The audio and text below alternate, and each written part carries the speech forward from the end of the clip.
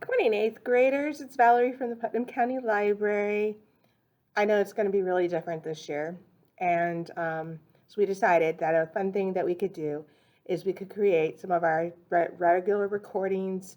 Normally, you guys are used to coming in our building and we talk to you about various authors and genres, and you get to pick books. Unfortunately, that's going to be a little different. So this year, what I'm going to do is I'm going to create videos for your teacher to show you, and then you'll be able to select the books from some of the books that I've sent over in your teacher's collection. Those books will then be checked out to you on your personal cards, so you still will be responsible for them. All right, so today's author, we actually have today's authors. Our genre is going to be sports, but I also have chosen some books about surviving. And so our first author today is Karl Duker, and this is a little bit about Karl. Karl was raised in Redwood City, California, to the son of Jack and Marie Duker. As a young boy, he spent many hours in the creek behind his house and in the wooded area west of his home. Mainly, he kicked around with his friend Paul, looking for frogs and lizards and occasionally some snakes. Once he started school, Karl continued to wander about in the woods above his house, but as he grew older, he participated in sports. He was good enough to make most teams, but not good enough to play much. He describes himself as a classic second stringer. I was too slow and too short for basketball. I was too small for football and too frightening to hang in against the good fastball. So by my senior year, the only sport I was still playing was golf. So Karl attended the University of California, Berkeley, and he was a student during the Vietnam War. Karl was an English major at Berkeley. He spent many hours reading classics and writing poetry and stories, and he participated in intramural sports. He found that he really enjoyed volleyball.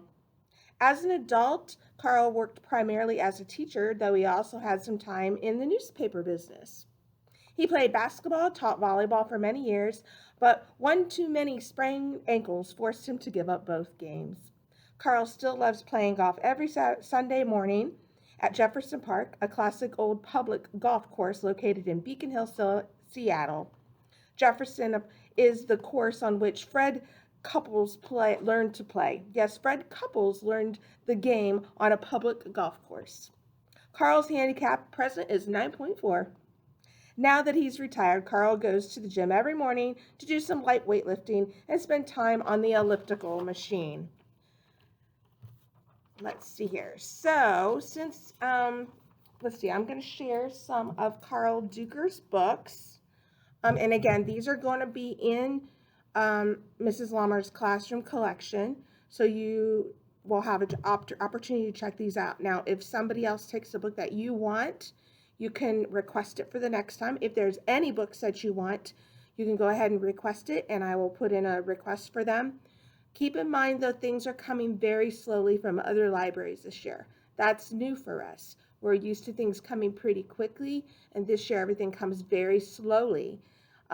Our books have to quarantine for 3 days before we're allowed to do anything else with them. And same thing goes when they're coming to and from other library systems. So keep that in mind when you're requesting something, that it may take a little extra time to get them.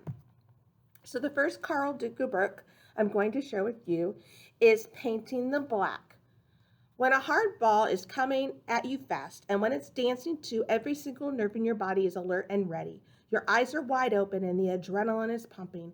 It's not a feeling you want to give up any more than you want to get off of a roller coaster.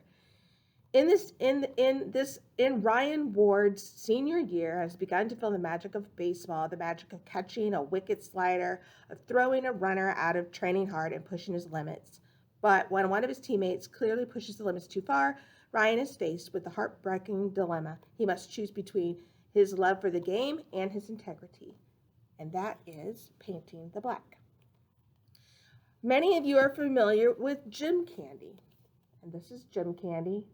Look, Mick, he said, you're going to find out from somebody in the gym, so you might as well find out from me. Those supplements that you're taking, they might get you a little bigger, but just a little. If you're eh. If you're after serious results, there's other stuff that produces better results much faster. Stuff that a lot of guys in the gym use. What other stuff? You know what I'm talking about.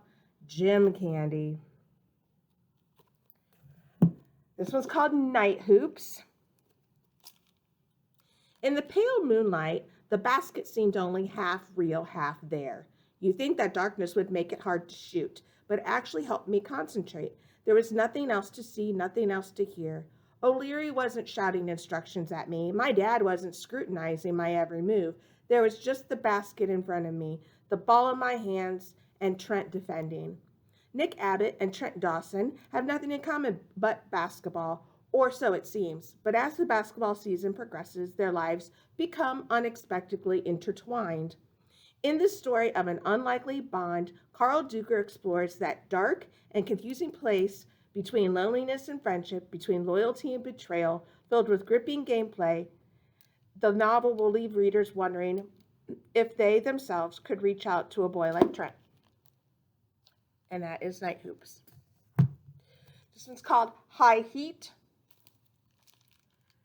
Like the game of baseball, life is quirky and unpredictable, as Shane Hunter discovers in the spring of his sophomore year.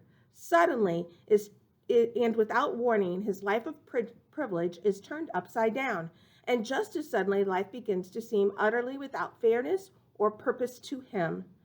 Excitedly well-written sports teams transport readers right into the stands with all the issues of the hearts and minds of teenagers. And that one's called High Heat.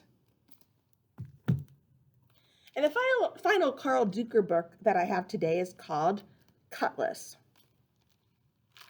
The wide receiver best able to hang on to his quarterback's passes, Brock Ripley, would be a star for the varsity team if he could just bring himself to put his body on the line, but he can't. Just like he can't bring himself to stand up for his friend Richie, who's been targeted by the quarterback, known for his brutality in the schools, in the schools and beyond.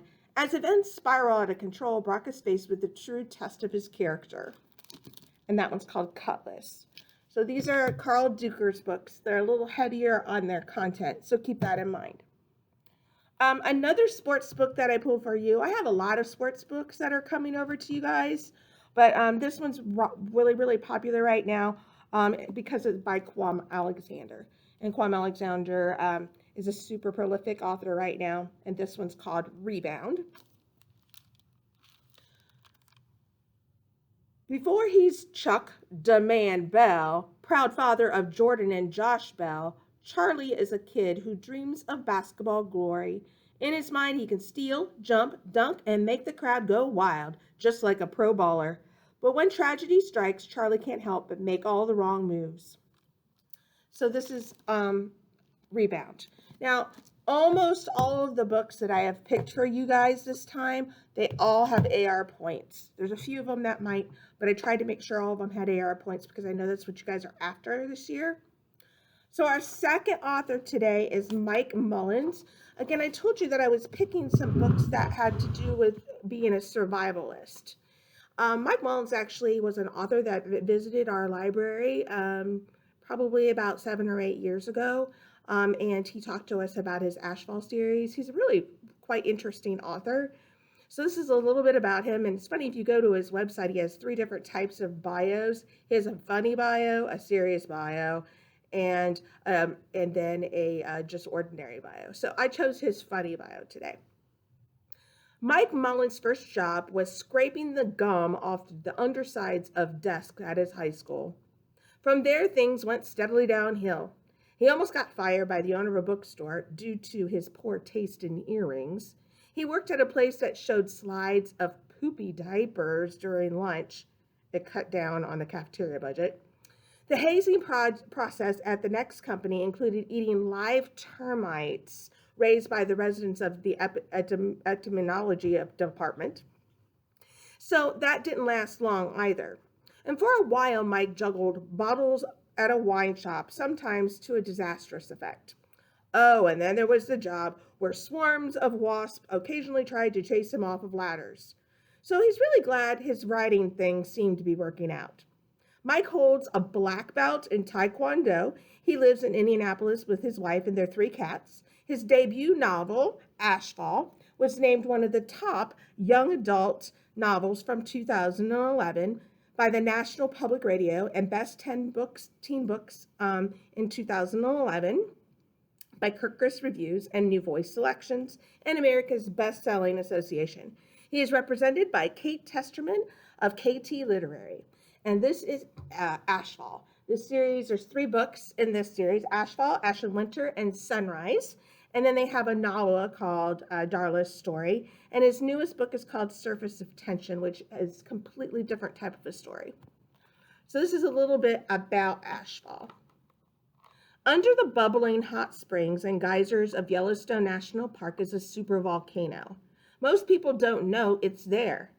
The caldera is so large that it only can be seen from a plane or a satellite. It just could be overdue for an eruption, which would change the landscape and climate of our planet. For Alex, being left alone for the weekend means having the freedom to play computer games, hang out with friends without hassle from his mother.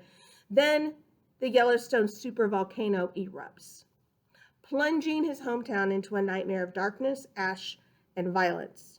Alex begins a harrowing trek to search for his family and finds help in Darla, a travel partner he meets along the way.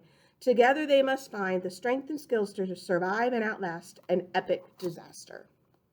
Ashfall. Okay. Now I have a bunch of other books. Some of them are like survivor type books. Some of them are just a little kind of a dystopian feel to them. One of them is Quarantine. In this series, you would think it's an ordinary day at McKinley High until a massive explosion devastates the school. When loner David Thorpe tried to help his English teacher to safety, the teacher convulsed and died right in front of him, and that was just the beginning. A year later, McKinley was descended into chaos. All the students are infected with a virus that makes them deadly to adults. The school is under military quarantine. The teachers are gone. And there are gangs that have formed into social cliques. And if you don't have a group that you belong to, then you're just considered a loner. So this is the first book in the series. There's about 5 or 6 of them now. And this one's called Quarantine the Loners. This one is a historical, kind of a historical survivor book called Hunger. And this takes place during a famine. How far would you go to save your home? Lorraine and her family have always lived in County Galway, Ireland, marking the years by the smells of lavender and peppermint in the spring and the potato harvest in the fall. Lorraine is a proud daughter of this green land called Ireland, where her life is hard but happy, and Ma, Dad, and Patty on their farm and field, leased from an English lord. It is the autumn of 1846 in Ireland, and nearly time to pick the potato crop for the year ahead. But this year something has gone terribly wrong. The potatoes are small and green. The harvest where her family had waited all year for, their livelihood has failed. It's ruined. Facing the worst trouble that Lorraine has ever known, she looks within herself and is determined to find the strength and courage to help her family to survive. And it's called Hunger. Neil Shusterman is known for his survival-like dystopian books. This one is called Unwind. Connor's parents want to be rid of him because he's a troublemaker. Riza has no parents and is being unwound to cut orphanage cost. Liv's unwinding has been planned since his birth as part of his family's strict religion, brought together by chance and kept together by desperation.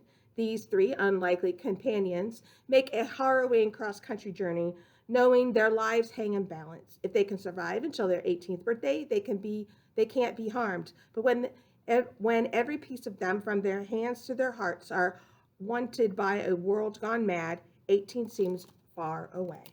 And that one's called Unwind by Neil Shusterman. And the final book that I'm going to talk to you today is called Day Zero. And it says, "Those who panic don't survive." Coder Jinx Marshall grew up spending weekends drilling with a paranoid dad for a doomsday she sure will never come. She's an expert on self-heating meal rations, crave magna and extricating water from barrel cactus. And now that her parents are divorced, she's ready to relax. Her big plans include making it to level 99 in her favorite MMORPG and spend the weekend with her new stepbrother Toby. But all that disaster training comes in handy when an explosive traps her in a burning building, stuck leading her headstrong stepsister McKenna and her precious little brother Charles to safety. Jinx gets them out alive only to discover the explosion is part of a pattern of violence erupting all over the country. Even worse, Jinx's dad stands accused of triggering that chaos. In a desperate attempt to invade paramilitary forces and vigilance, Jinx and her siblings find Toby and make a break for Mexico. With seemingly the whole world working against them, they've got to get along and search for the truth about the attacks and about each other. Now, unfortunately, this particular book does not have any AR points associated with it, but it has such a sounds like a really fun storyline. I thought maybe some of you guys might want to just read it for fun. In this grouping of books, I made sure that I picked some other things. Some of you may not be into sports. Some of you may not be into survival dystopian type books. So I wanted you to have something else to choose from. So there's a couple of other types of books. Like I've included Twilight in there, and some Casey West books, and just some other lighthearted things. So feel free to kind of pick and choose what you think is going to be most appealing to you. And I will see you guys, you will see me next month in the second video. So have a great day.